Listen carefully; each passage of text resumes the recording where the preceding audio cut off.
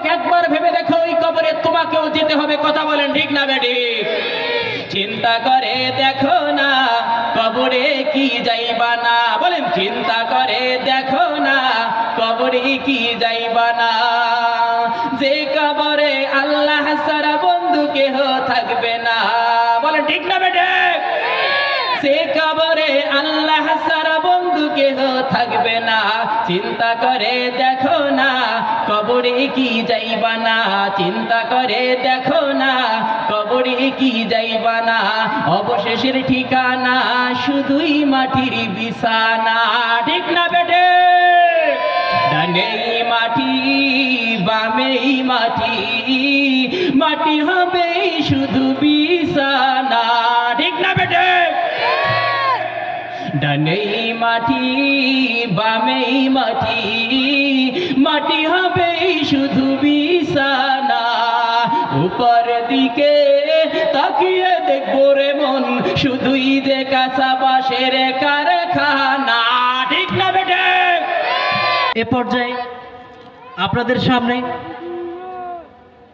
পবিত্র মহাগ্রন্থ আল কোরআন থেকে তেলাওয়াত নিয়ে আসছেন এলাকার কৃতি সন্তান হাফেজ মোহাম্মদ আহসান হাবিব।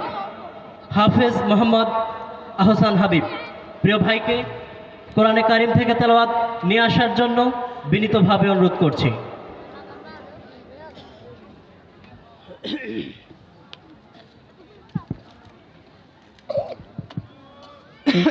আলহামদুলিল্লাহ।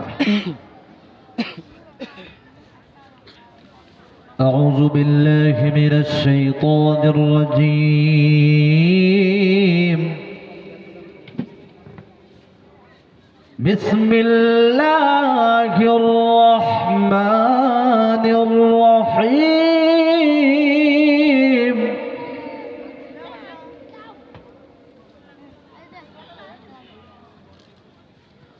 وكذلك أوحينا إليك روحا من أمرنا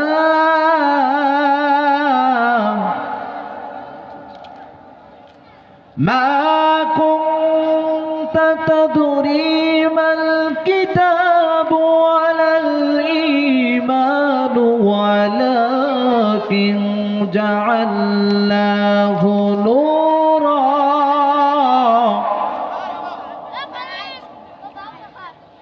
نورا نهدي به من نشاء من عبادنا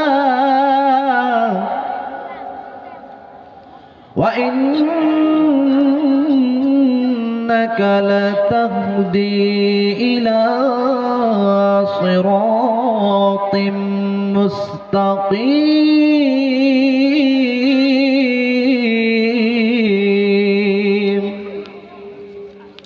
صدق الله العظيم.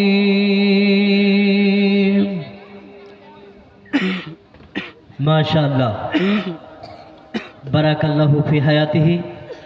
সুললিত কণ্ঠে পবিত্র কোরআন থেকে তেলাওয়াত করে শোনানোর জন্য প্রিয় ভাইকে আন্তরিক শুভেচ্ছা ও অভিনন্দন।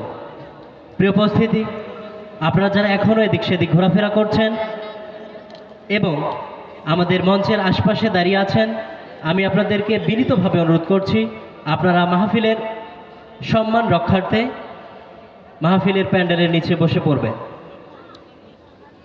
সম্মানিত উপস্থিতি, এ পর্যায়ে আপনাদের সামনে আজকের মাহফিলের সম্মানিত দ্বিতীয় আলোচক হজরত মাওলানা নুরুন নবী সিদ্দিকী উলিপুরি প্রিয় ভাইকে আলোচনা রাখার জন্য মাহফিলের পক্ষ থেকে বিনীতভাবে অনুরোধ করছি।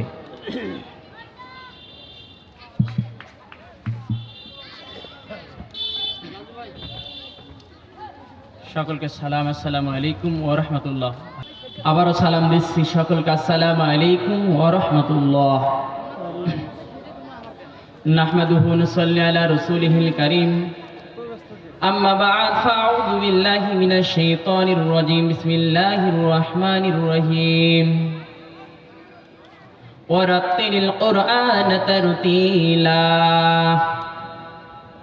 إن الله وملائكته يصلون على النبي يا أيها الذين آمنوا صلوا عليه وسلموا تسليما اللهم صل على سيدنا مولانا محمد وعلى علي سيدنا مولانا محمد এতই দরুদে পড়ি হে নবী মনের তৃপ্তি মেটে না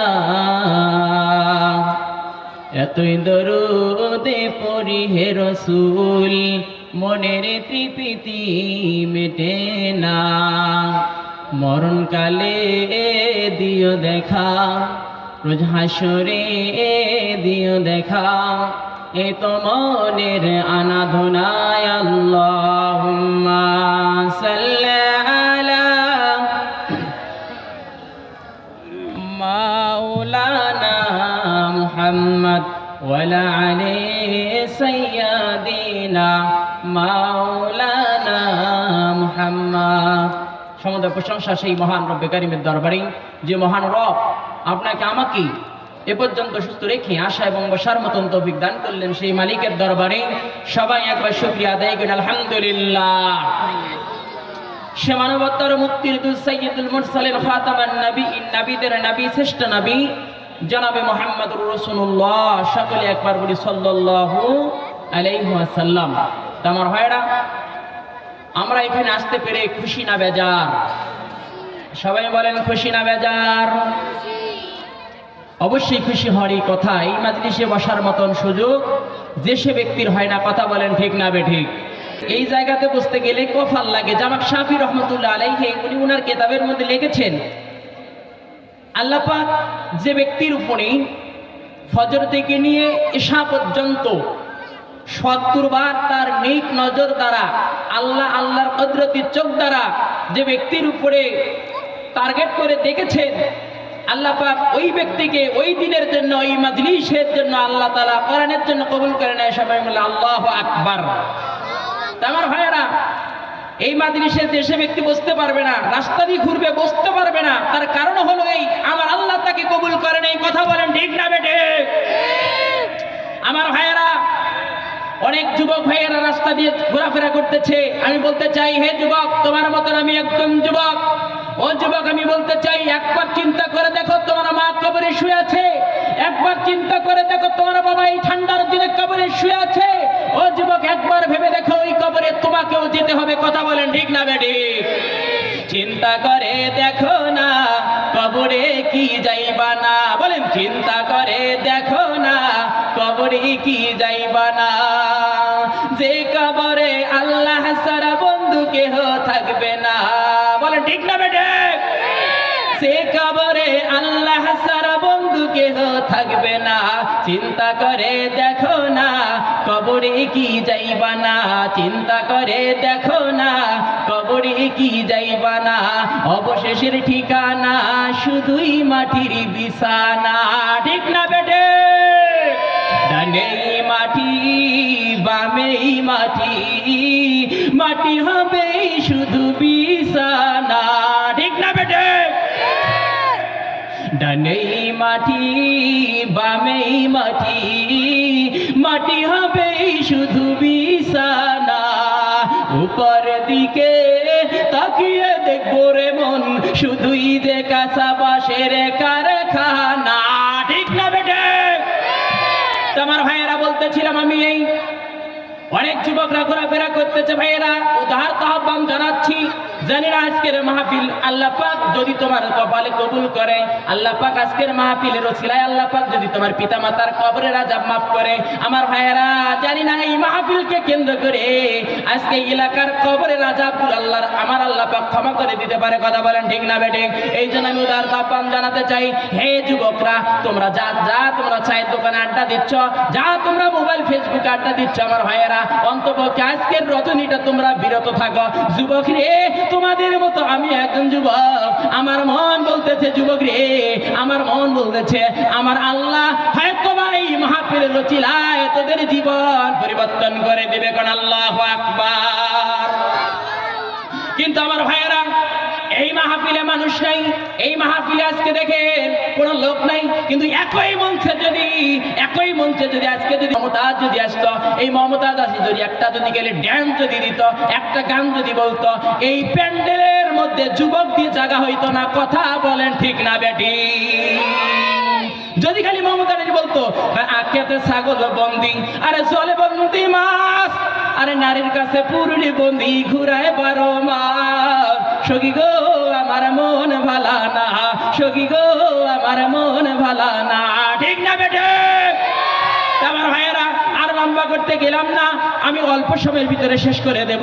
কিন্তু যুবকরা আমি বলতে চাই, আজকে এটা মাদ্রাসার মাহফিল, এই মাদ্রাসার মধ্যে কোরআনে কারিম শিক্ষা দেওয়া হয়। কথা বলেন ঠিক না বেটি? আমার ভাইয়েরা, কোরআন পড়ার 7টি উপকারিতা। আমার ভাইয়েরা, একটি আয়াতে কারিমা তেলাওয়াত করেছিলাম যে ওয়ারাতিলিল কুরআন তারতিলা, সূরা মুজাম্মিল আয়াত নম্বর 4। আল্লাহ বলেন, ও দুনিয়ার মানুষদের, তোমরা কোরআনে কারিম সহি শুদ্ধ করে তোমরা পড়ো। যদি কোরআনে কারিম সহি শুদ্ধ করে যদি পড়তে পারো, এক একটা করে অক্ষরের বিনিময় তোদের আমল নামার মধ্যে 10টা করে নেক দিয়া দেব। গান সুবহানাল্লাহ।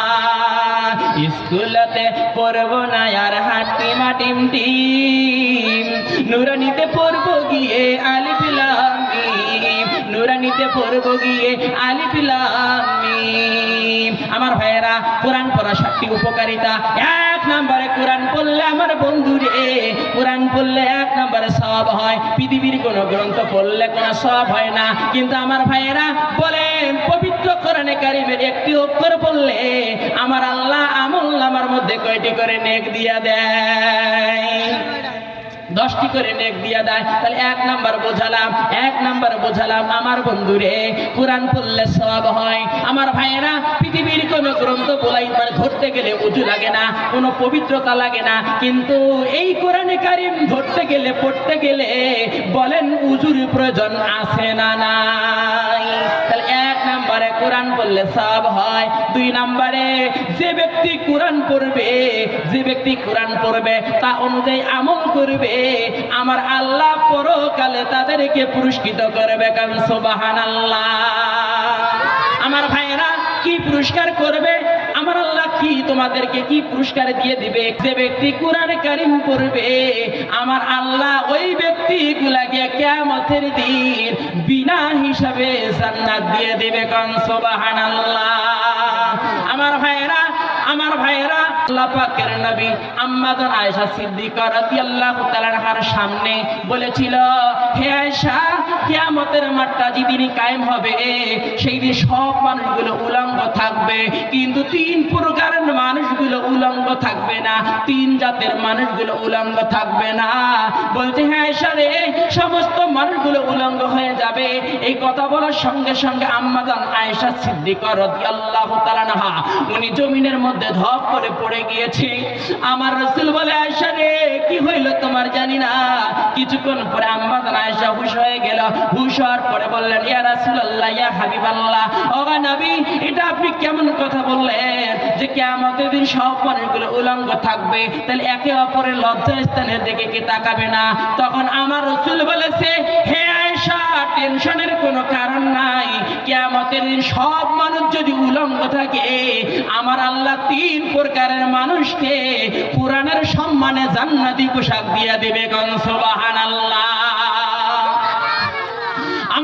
আমার রাসূল বলে, হ্যাঁ আয়েশা, 1 নম্বরে যে ব্যক্তি কোরআন পড়বে ওই ব্যক্তি কিয়ামতের দিন জান্নাতের পোশাক পাবে। 2 নম্বরে কোরআন পড়নেওয়ালার পিতা মাতাদেরকে আল্লাহ জান্নাতের পোশাক পরিধান করে জান্নাতুল ফেরদাউসে পৌঁছিয়ে দিবে। গান সুবহানাল্লাহ। 3 নম্বর কিতাবের মধ্যে আছে হাফেজে কোরআন। তার মানে 1 নম্বর বোঝালাম যে ব্যক্তি কোরআন পড়বে, 2 নম্বর যে মুখস্থ করবে, আর ওই কোরআন শরীফ পড়নেওয়ালার হাফেজ কিংবা হাফেজার পিতা মাতাকে আমার আল্লাহ জান্নাতের সবুজ রেশমের পোশাকগুলো পরায়া জান্নাতের দিকে ধাবিত করবে। কাম সুবহানাল্লাহ। আমার ভাইয়েরা, এই জান্নাতি পোশাক তারা পাবে, কিন্তু হাফেজে কোরআনদের পিতা মাতাদেরকে আমার আল্লাহ নূরের তাজ পরাবে। জিবরাইল আমিন যখন এই হাফেজে কোরআনের পিতা মাতাদেরকে যখন নূরের তাজ পরাতে যাবে, হাফেজে কোরআনদের পিতা মাতাগুলো মুহূর্তের ভিতরে খাজুর গাছের মতো লম্বা হয়ে যাবে। তখন তারা মাথা ধরতে পারবে না, তারা আল্লাহ রাব্বুল আলামিনকে বলবে, ও কাবার মালিক, আপনি আমাদেরকে কার কাছে পাঠাইলেন? যখন আমরা নূরের তাজগুলো পরাতে যাই, ওই তোমার বান্দার তোমার বান্দিগুলো খাজুর গাছের মতো লম্বা হয়ে যায়। তখন আমার আল্লাহ ডাক দিয়ে বলবি, ও জিবরাইল রে, ওই কাজটা তো তোমার না, ওই কাজটা আমি আল্লাহর নিজের। তোমরা নূরের তাজটা আমি আল্লাহর হাতে দিয়ে দাও, আমি আল্লাহ আমার কুদরতি হাত দিয়ে আমি আমার বান্দার বান্দিগুলাকে নূরের তাজ পরায়া পরায়া জান্নাতের মধ্যে পৌঁছিয়ে দেব। গণ সুবহানাল্লাহ।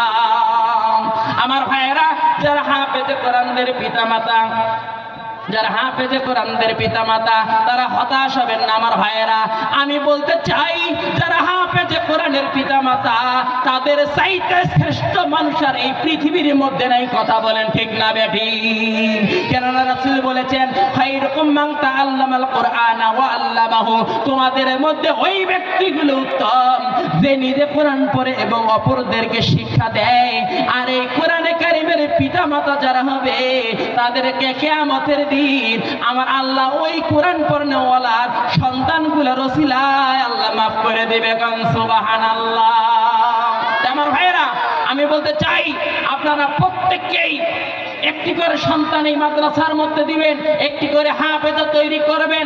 আমার ভাইয়েরা, আমি বলতে চাই, তোমার সন্তান যেন তোমার জানাজা দিতে পারে, তোমার সন্তান যেন তোমার কবরের কাছে দুহাত তুলে যেন আল্লাহর কাছে ফরিয়াদ করতে পারে যে রব্বির হামহুমা কামা রব্বায়ানি সগীরা। আমার ভাইয়েরা, যে সূরা বনী ইসরাঈল আয়াত নম্বর 24 এখানে বলেছে যে রব্বির হামহুমা কামা রব্বায়ানি সগীরা। তোমার সন্তান যখন কবরের কাছে যখন এই দোয়াটা করবে, আমার রাসূল বলেছে ওই সন্তান এই দোয়া করার সঙ্গে সঙ্গে আল্লাহ সেই কবরওয়ালা পিতামাতাদের কবরে আযাব আল্লাহ সঙ্গে সঙ্গে মাফ করে দেবে। কারণ আল্লাহু আকবার। আমার ভাইয়েরা, আমি বলতে চাই, একটি সন্তান তৈরি করেন, তোমার জানাজা দিবে। আমার ভাইয়েরা, কার জন্য সম্পদ রেখে যাও? মাদ্রাসা পড়াও না, মাদ্রাসার বেতন বাকি রাখো। আমার ভাইয়েরা, সম্পদ তোরা বিক্রি করে খাবে, সম্পদ তোরা বিক্রি করে খাবে। আমার ভাইয়েরা, সম্পদ দিয়ে জুয়া খেলবে, সম্পদ দিয়ে তাস খেলবে, সম্পদ নষ্ট করবে। আমার ভাইয়েরা, এই জন্য সম্পদগুলো না রেখে মাদ্রাসা লিল্লাহ বোর্ডিংয়ে দান করে দাও। আর কি করো? এই সম্পদ বিক্রি করে করে সন্তানদেরকে তোমরা হাফেজে কোরআন বানাও। আমার ভাইয়েরা, এই হাফেজে কোরআন ছাড়া কিয়ামতের দিন তোমাদের কারো পথ থাকবে না। আমার ভাইয়েরা, আমি বলতে চাই, এই হাফেজ তৈরি করতে হবে ঘরে ঘরে, তাহলে হুজুরদের আর দাঁড়ে দাঁড়ে ঘোরা লাগবে না। কথা বলেন ঠিক না বেটে? আমি বলতে চাই, হে জাতি, তোমার লজ্জা লাগে না? এত সম্পদ তোমার, তুমি হাফেজ বানাতে পারো না? ভ্যান চলায় মাদ্রাসায় পড়াচ্ছে, সন্তানদেরকে হাফেজ বানাবেন, তারা যেন তোমার জানাজাটা দিতে পারে। কিচ্ছু না করুক, তোমার জানাজাটা যেন দিতে পারে।